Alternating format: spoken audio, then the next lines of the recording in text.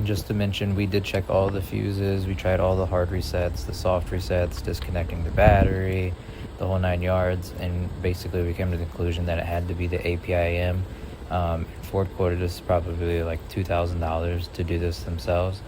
Hindsight, probably the hardest part was just removing the plastic.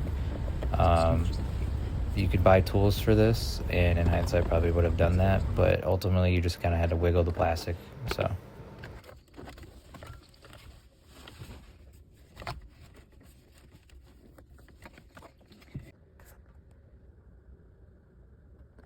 that one and that one.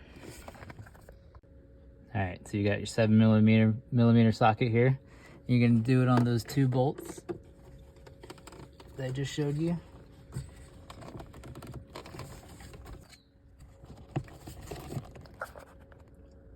Need to focus on the.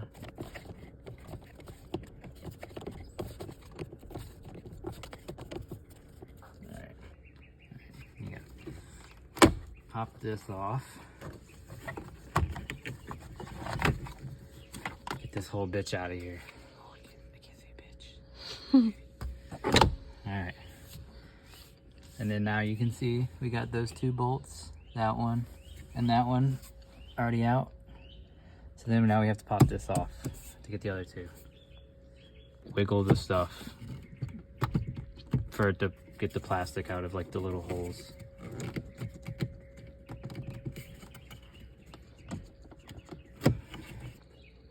Good. You pop this piece off, and then same thing. 2 little 7mm on both sides.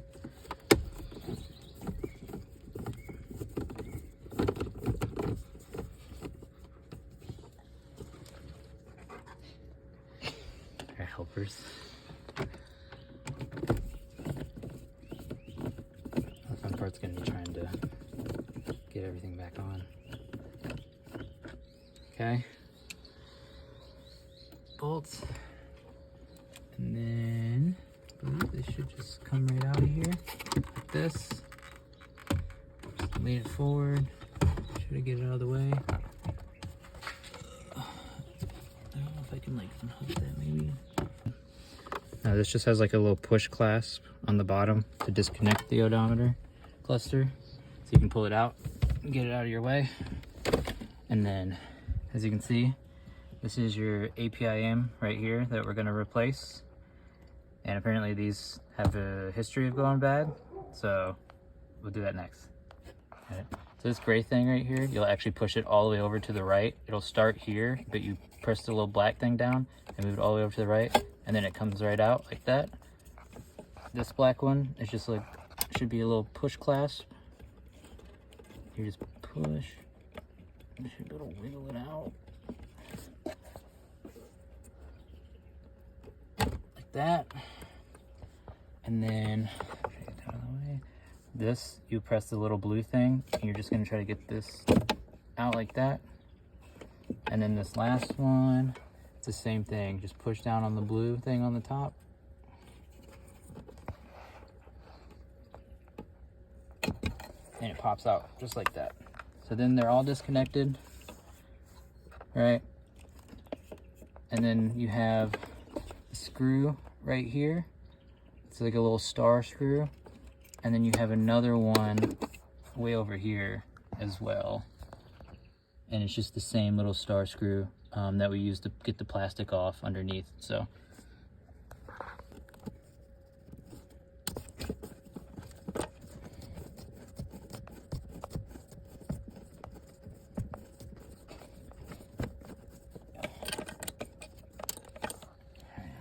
Sorry. okay.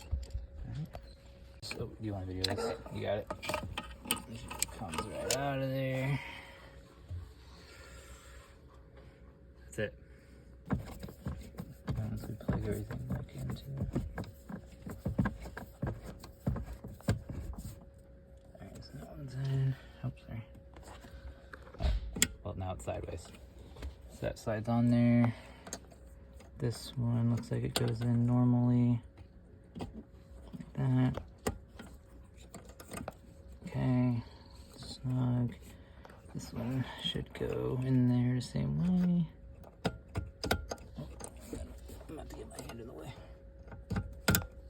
clicked in. And then this one, you just have to line it up with like the little grooves. Okay, like that. And then this gray thing goes back over the little plastic clip. This should be in there. All these feel nice and tight. Oh.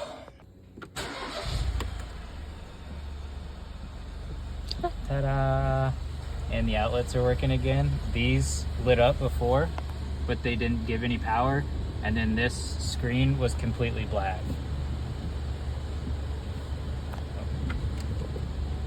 And now it pulls up.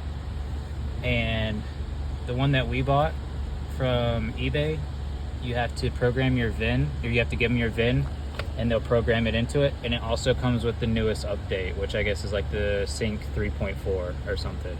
So, but like I said, this was completely black before. It would not do anything. The radio wouldn't play. The USB outlets are also tied to the APIM, and it was not given any power. You couldn't do CarPlay. The first thing that went was the CarPlay, but then, and then I guess like the screen went black, right? It was CarPlay first, screen went black, and then the USB stopped working. And all we did was order this off of Amazon or eBay. You give them your VIN, and then they program your VIN, and it also has the newest update. So then all you have to do is obviously remove all this stuff that we'll put back in. And yeah, now it's working. So